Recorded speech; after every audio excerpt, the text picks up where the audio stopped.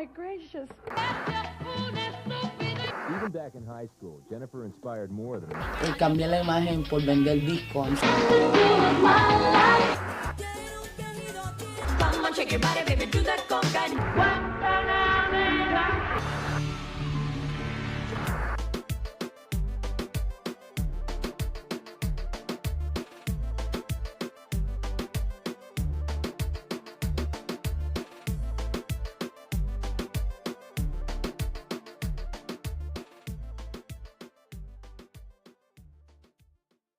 What's going on, everyone? It's your girl, Ali V. I am the host of Growing Up Latina, and today we have a very special guest on. We have Raquel from Buscabulla. How are you, Raquel? Good. How are you? Good. Where are you right now? I'm in Dumbo, New York, and Brooklyn, and in the offices of our label Domino. Good to be in New York.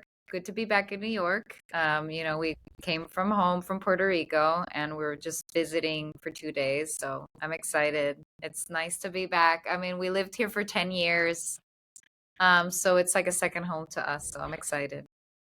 Now, when you're here for 2 days, literally 48 hours, like what is this like for you? Like what happens during these 2 days that you're here? I mean, we're primarily doing a bunch of press stuff for the record, but it's always good to grab delicious food. Yes. I honestly, I wish I could stay for a whole week. I mean, there's like so many things that I want to do. I want to shop. I want to go to the museums. I want to like see friends. And there's never enough time. So it's always bittersweet. I just came for work, and it's like, yeah. So how has everything been for you? Because I know it's like going very fast paced. Mhm. You have this release, so it's like, ooh, everything's just coming all at once. Like, It's been how are you wild. feeling? It's been wild, honestly. This is our second record. When we put out our first record, it was a global pandemic was sort of spreading around the world, and it was a very different experience than this. I mean, it's like we literally put an album out, and everything that we did, it's like everything Luis and I would record on our iPhone, and that's the way we communicated with the world. And like, so in a way, this feels like kind of the first time. I mean, like we're actually like traveling and doing press and like meeting people in the room. So it's like it's kind of like new, even though we've been in the band for 10 years. It's Yes. it's an interesting situation. Has it been like just recording, getting back into the swing of things, and now you're doing press? Like, explain to me what this process feels like for you, um, and the difference between your last project versus this one. Yeah. I mean, so our last record was about sort of exploring the feelings of moving back home after living in New York for 10 years, and sort of we moved right after Hurricane Maria. So it was a very emotional time, very exciting time. Like we had at that time our daughter was 4, and we were moving back, and it was like very it was a very profound moment. And now this record is different. It's a very intimate record, it's a romantic record, it's a record about me and Luis, the members of the band, which we've been, we have a daughter, and we've been in a relationship for a while. And so this is a way more deeper, intimate record, a more romantic record. I mean, we've always had sort of sexy songs, but these are like really like deep romantic, almost psychological, and exploring like the dynamics of relationships. So it's different. It's vulnerable. I feel more grown up, but I'm excited to talk about it. Whose decision was it to like record from this perspective, right? Because you're right, it is a very vulnerable project. So like, whose idea was it to kind of like shed this part of yourself and give it to us? I mean, I had already started writing songs that were just coming to me organically, and then when I started seeing what I was writing about, it was almost like as if I was put through hypnotherapy, but it was the piano putting me through hypnotherapy.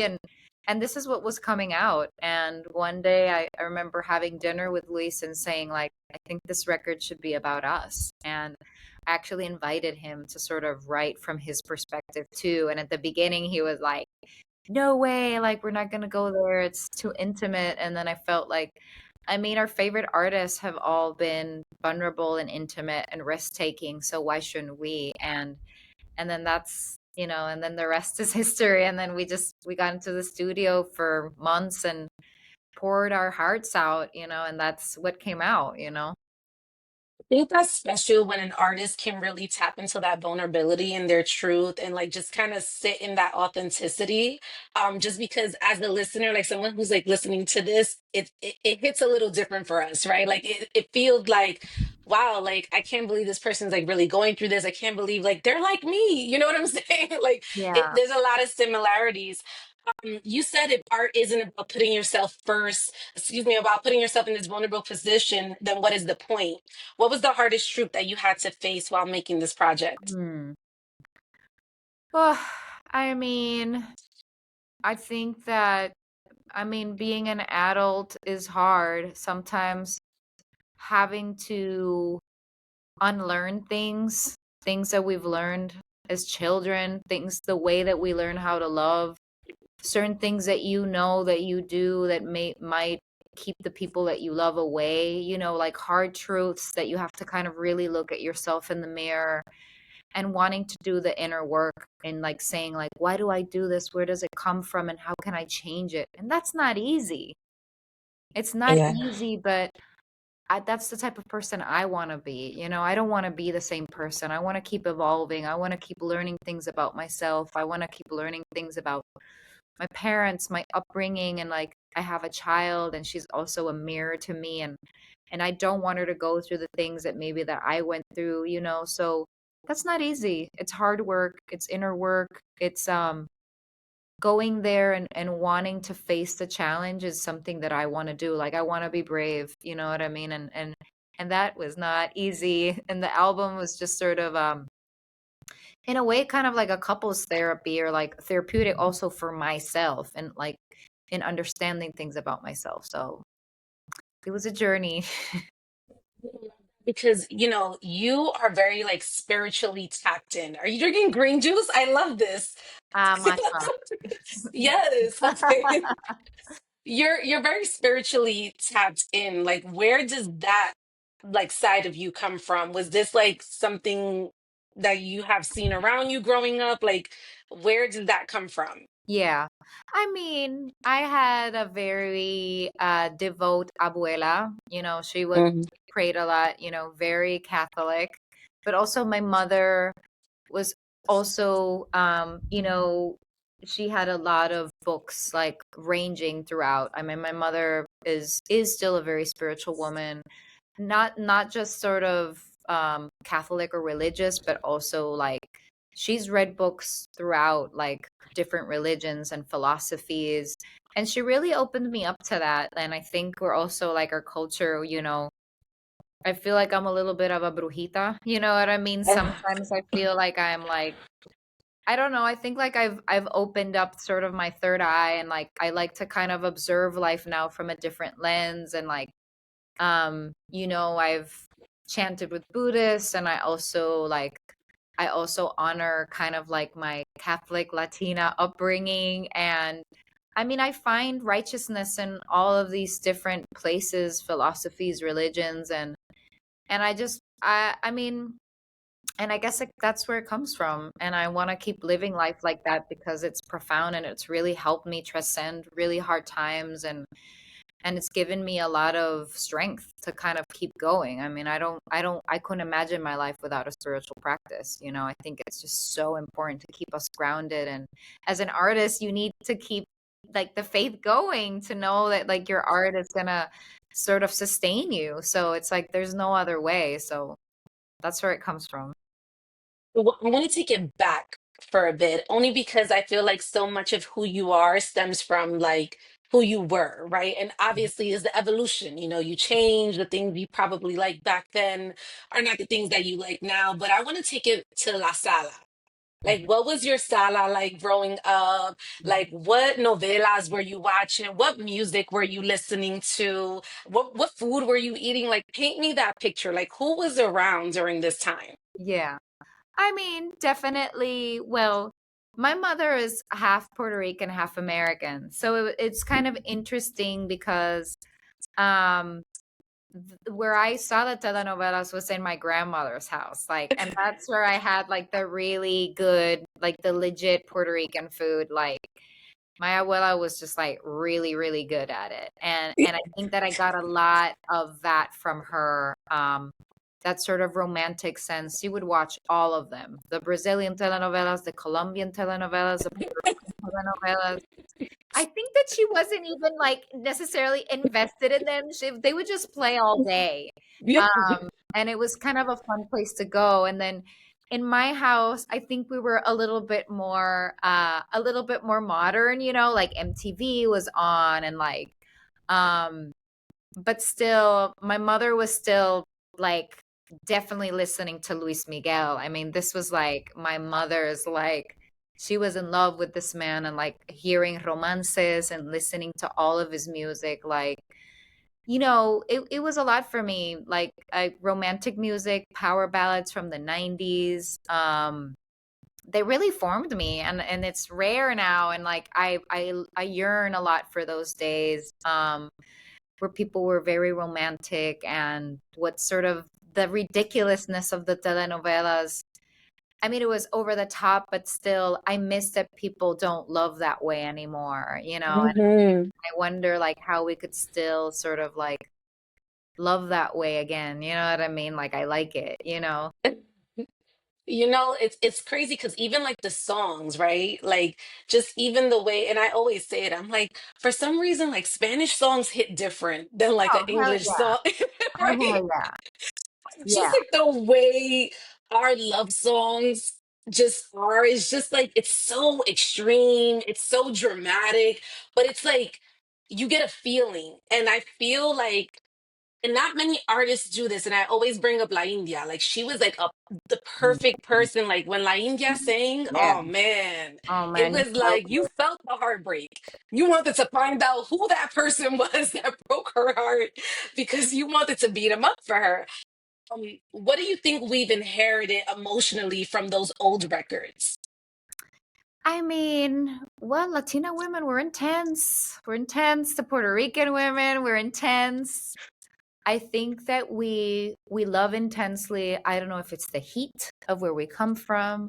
I don't know if it's sort of our Spanish culture, the merging of cultures, but we're intense. I mean, I think that we're kind of we've become, I guess, you know, we have become a bit of a it's become of a trope or like a stereotype, but it's true. I mean, we love intensely and we've always worn our heart on our sleeve and we're not afraid of showing emotion and I feel very proud of that. And clearly like we've have you know, a lineage of women musicians that were very intense like La Lupe, you said La India in Puerto Rico, like Ednita Nazario and like all of the like the great salsa singers like from other cultures, Celia Cruz, you know, from Cuba. Like I feel like we were intense and I feel like I miss a little bit of that intensity and how women were just so unapologetically like intense about their love and their feelings. And I feel like I miss a little bit. I feel like I want a little bit more of that now.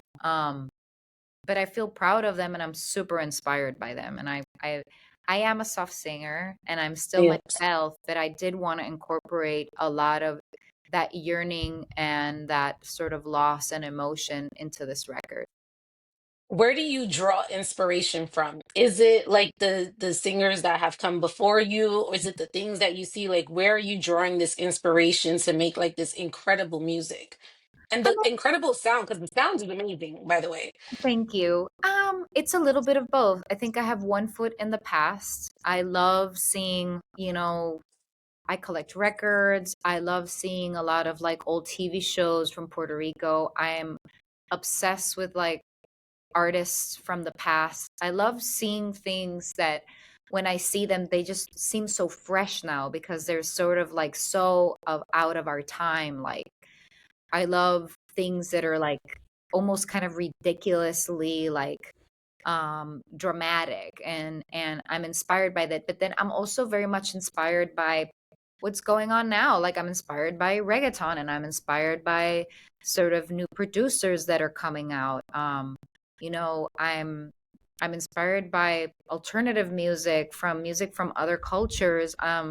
It's honestly like I'm kind of inspired wherever it is, but it's really the merging of like sort of the Latino past and sort of like the sort of worldly sort of music that I really like to kind of like merge into sort of our own sound.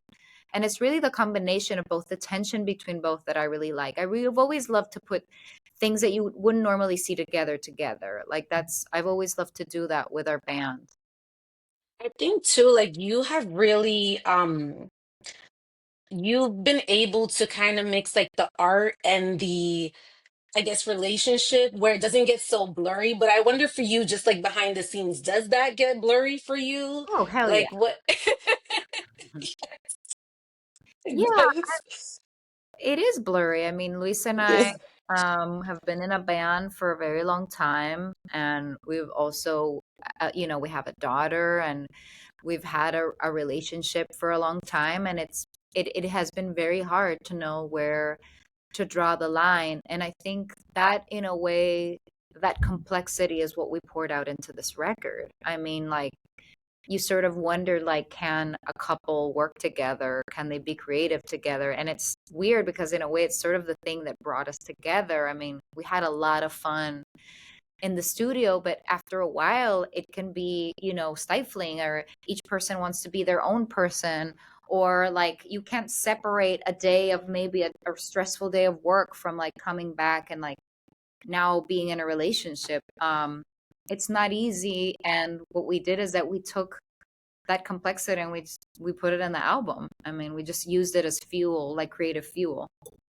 You protect your relationship while this line may kind of cross into that blurriness. Like, how do you protect what's yours and like the, I guess, the pureness of your relationship? Because there's a pureness there. I mean, I think that there have been times where it has been very hard to protect it. I mean, Yeah. because we also, this is our work and this is also what we Yeah. do to survive. And we have a daughter and we live in Puerto Rico where it's also people have to survive, you know what I mean? It's also not the land of opportunity, you know what I mean? So, um, I think that it hasn't always been easy. And I think I think the questions that we ask in the record, and whether or not what is the alternative, you know what I mean? Is it the love or the music? Sometimes it's felt that way. And I think that maybe that's maybe the tragedy sometimes, but it's also interesting because I think it's like in any couple that has other things other than being a couple, like being a family, like raising children, like sustaining things, like when you have to manage all these other things of a partnership that is not just a relationship, it gets really complicated and hard. And I think that a lot of people can sort of relate to that, Hmm. and that's sort of what we're doing in the record, so have we protected it? Sometimes not. And I think that's like why maybe the record is interesting, because it has sort of put both our relationship and our creative collaboration in sort of like difficult places. But we're being real about it, it's like real I talk, love that. like we're being honest and vulnerable about it because we want people to relate to it. I'm sure that anybody can. We're like Yeah. sustaining a relationship takes work, and I want to invite people in sort of being like, it's really hard, isn't it? It's crazy, like, love is Yes. crazy and hard, And it's not only the relationship aspect, right? Like you're a mom, right? So how has motherhood changed you in this entire process? Oh man. I mean, it changes you in like knowing what is really important in life. So much of like being in the entertainment industry, like it really plays with your ego. And I mean, you can lose yourself in sort of in the flashiness of it, but then a child just like ground like it really plants you in the ground. It's this person here that needs your undivided attention. And I've realized that it's not that much about me and my ego, but it's really about like this person that I have to be there for. And it's really grounded me. It's really made me like grounded me, and like knowing like how do I pursue success, and in a way that I'm still grounded. Um, and then also like maybe if things don't go the way that I want in my career or like what I want, I always have her. You know, at the end of the day, I come back Yes. to her and I feel so grateful that she's there and that I get to be her mom and that she's healthy and that she's going to school, you know, and then with that enough, it's like I'm good. You know, I don't need more sometimes, or if this is what God and the universe is permitting me to have right now, I'm okay because she's okay. So it just made me really just change my focus where I'm not necessarily the center of my world now. Like she's kind of a very big, you know, part of my world now and it keeps me balanced. So it's actually been great. Hard work Yeah. though, very hard work, but I do it with grace and I accept it and it's like I wouldn't change it for the world. You know, it's crazy because I feel like sometimes motherhood can kind of change the art, right? Um, and I recently, like, Kaliuchi actually spoke about this, where she had her baby, Love and she her. was like, I love her as well. She was like, you know, I'm not doing these tours, I'm not doing this interview, I don't care. Like, I'm gonna put my boundaries in place because I'm a mom now. Yeah. And I wonder for you, like, what are some of the boundaries that you had to put in place and how did motherhood specifically affect your art? Yeah. Boundaries are definitely like I can't tour year round. I want to be there for my daughter during the school year. I mean, when they're babies, you can kind of take them everywhere, but like Yeah. once they start being their own person, like she goes to the musical theater, she's like she has her own friends and I'm like I have to be there to kind of foster those relationships and those extracurricular activities. I have to sit down and study with her. So we've basically put boundaries on like summertime is when we'll sort of tour. And like I've really put like what's family time and what's that.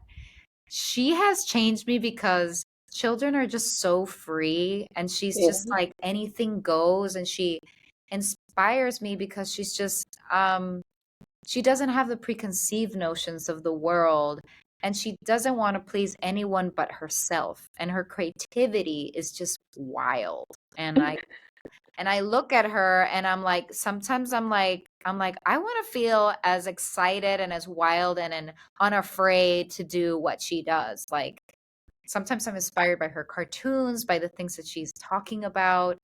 Sometimes she has these like really crazy wild concepts and I'm like, "Oh my God, like it just blows my mind." And she's always in a good mood and I'm like, "Oh, I want to be it."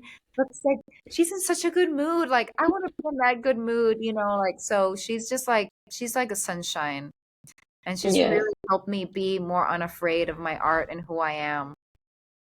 I think there's like a fearlessness about kids that you're just like, man, I Mhm. wish I had that. Like my sister, who she has three kids. My sister growing up, we used to go on roller coasters all the time, like literally all the time. She was the daredevil of the family. The minute she had kids, she's like, I'm not doing the roller coasters anymore. I'm like, what just happened? What's going on? She's like, I'm a mom now. Like these are things I have to consider. Yeah. Like I'm not doing it Yeah. anymore. I mean, I think that is a thing. I mean, you've become sort of the protector of these beings, but you cannot Correct. forget about yourself, though. I have to say, we also have to connect with our pleasure, with like what like excites us, with what's fun. It's important. Tell your sister to take time off and do whatever she wants. It's okay if she doesn't want to ride the roller coaster, but she can't forget about like her inner Life. child. Tell her Yes, not to forget about her inner child. It's super I important. agree. You once said, I don't like fantasy. I like to write about real life. So, what does real life look like for a Latina in love who is also fighting to remain spiritually free? Yeah. Whew. Um, I mean, this is it. This is I wanna go there. I wanna write from the deepest part of myself. And there is something very gratifying about going there. Like, you know what I mean? Like I wanna go there. I don't care if people call me I'm too deep. Um, I think that the deeper I go, the more fearless, powerful I am. You know what I mean? The deeper that I am willing to go to know myself, to know really who I am, the better it is for me and the art. I mean, and I've seen women that have been so unapologetically themselves, so spiritual, so deep, that they've inspired me and moved me. And like maybe I can be that to other people too. You know what I mean? Like there is no other way to be. You know what I mean? There is no other way to be. Like life, there's only one life, and we have to really go deep and understand who we really are, what makes us happy, and be extremely unapologetic about finding our happiness. And like that's all I want to do. You know what I mean? That's all I want to do, you know? Think it's so amazing that you want to go there. I think so many people don't do that quote unquote shadow work, right? To get to know themselves or to like even just tap in. But like you being able to tap in, that's so powerful. And I'm not sure if you can fully grasp that in this moment, but it's like the most powerful thing that you can do as an artist, especially as someone who's listening to the art. Like I just feel like you going there makes someone like me feel like, oh, I should go there too, actually. I should Oh man. actually be I able to do this shadow work as well.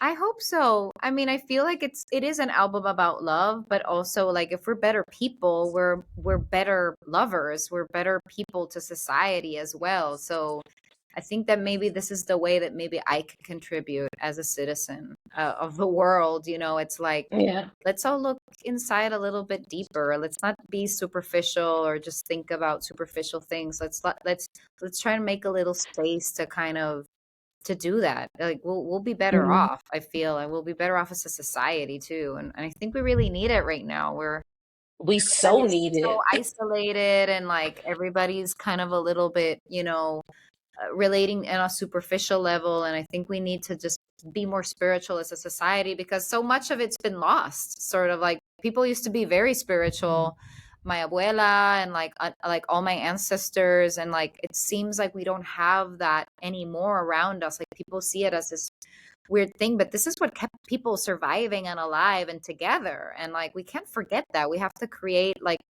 new spaces of spirituality where people feel like invited and like I want to go there and I want to feel good, so I feel like maybe that's converting into a mission of mine, and maybe I'm expressing it through the art. Yeah. You mentioned earlier in this interview that like just recording this felt like a therapy session for you. Um, I wonder for you, like what lyric or what's something like even throughout this process that maybe surprised you that he said that you were like, oh, is that how you Yeah. feel like that? You know what I'm saying? Like, do you feel like that?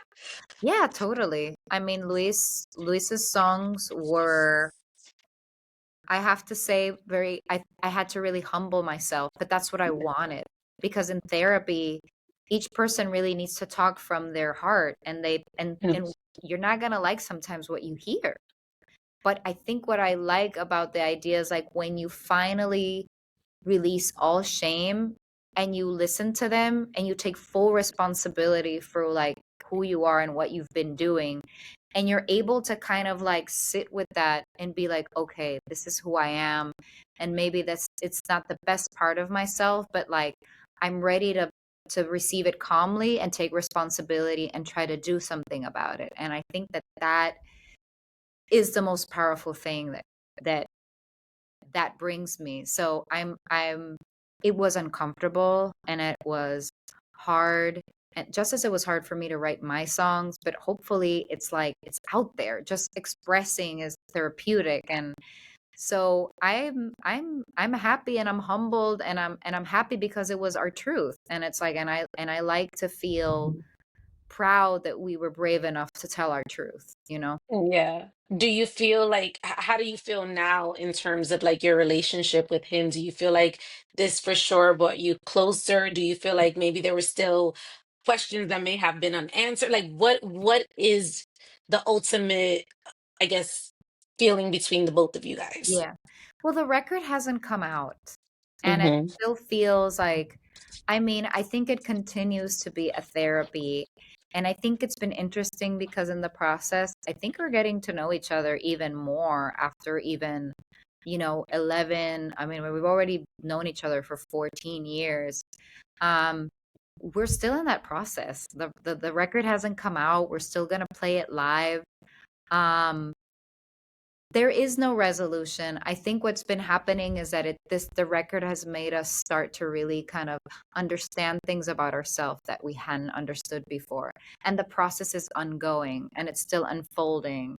And it's probably going to unfold even more when the record comes out. What do you want your fans to get out of this?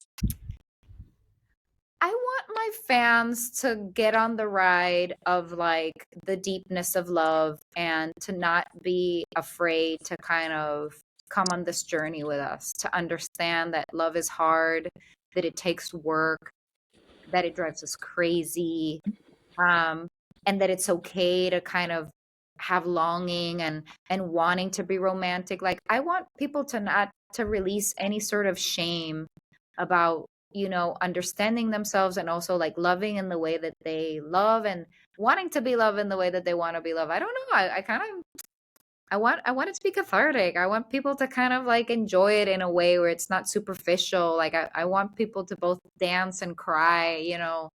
I just want to take people on like a journey that's real, to connect with like a side of them that's real. Yeah. I feel like in today's society, like just love has changed, right? Like growing up, like my mom and my dad, no matter what they went through, she was not gonna get a divorce. You know what I'm saying? Like she was gonna stick it out.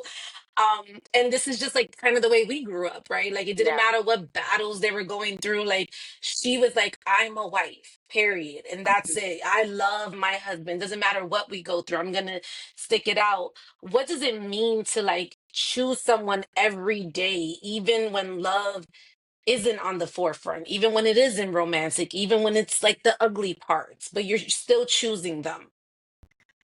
Um, I think that, I mean, that's an interesting question. I mean, it is, I think that it depends really on sort of what is the commitment between two people. And sometimes I think the thing that could be positive about it is that it was like, no matter what, we're gonna make it work. But I think also there could be a double side to that where it's like, we should still not be afraid to go to the places where we need to go to. You know what I mean? Yes. And the question is like, did your mom go to the places that she also needed to go to too, and not just be like, oh, we're just gonna stick it out and that's it? Yeah. Yes, like I love that level of commitment, but also let's really talk about it and let's not just say like, yes, I'm just gonna be your wife forever and not go there. Because I did feel that my abuela, for example, stayed married forever, but I kind of wish that my abuela would have been more expressive towards my grandfather and like that maybe my grandfather would have been receptive enough to have these like complicated conversations that men weren't able to have back in the day. You know what I mean? Yeah. So to me, it's kind of like you choose a person, but also like you both have to really be able to go to the place, to that really vulnerable place, so that you can keep accepting each other. I think that For that's sure. really what it's about. And I strive for that. I mean, with everyone, and especially in a relationship. So, Yeah. So we're yeah. gonna go into some rapid fire. These are gonna go quick. Are you ready? Mhm. Okay. Tell me you're Latina without telling me you're Latina. Oh my God. I'm obsessed with cooking every day. Like all I do is plan meals. I want to cook for everybody that I know, everybody that I love. Like that's my way of winning people over through food. Awesome. What's your favorite Latin dish? Oh man, I make asopao de pollo with Ooh, arañitas, plantain arañitas. That's you should l- like I'm famous for it. love it. What's one thing you need in the morning? I need in the morning. Oh man, I need alone time. I need my probiotic. Yes. And I need some way or form of caffeine. It can be Okay. matcha, it could be coffee, it could be anything, but I need caffeine. Okay. If you had an opportunity to have the Last Supper with three Latinas, dead or alive, who would they be? Mm. Iris Chacon would be Yes. there. I would love to also sit with Silvia Rexach, a wonderful singer-songwriter from Puerto Rico. Like And I think I would like to also sit with, what's my third Latina? I'm thinking about it. I'm thinking about it. I mean, I'm trying to think of somebody that you guys know like really well that would be good. I think I would like to also sit with. Sorry, give me a second. No Iris problem. Kong, Sylvia Rexas, and Dead or Alive, right?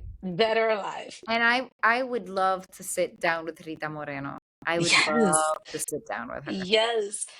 What is something you would want to work on that you haven't already?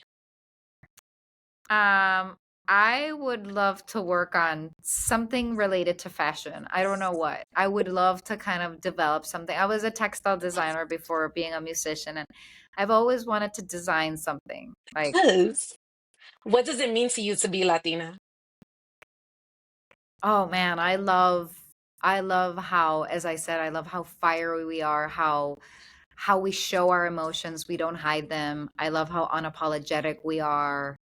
I love that we are a vessel for intense emotions. Okay, two more, two more. What is this chapter of your life called? It's called Se Amaba Así, clearly how the record is. Like that's fully this chapter of my life. Okay, and finish this sentence. Growing up Latina is. Growing up Latina is singing really, really loud and with all of your girlfriends and not caring who you're bothering with your loud sound. Yes. Raquel, thank you so much for joining us on the show. If there's any last message that you want to send to your fans, please let us know. Man, I mean, just listen to our new record. Amaba Así comes out June 13th. We're going on tour, US tour, June and July. Just come out. We can't wait to see everybody, connect with everybody. Like, that's what I want to say. And thank you so much for a great interview. Thank you.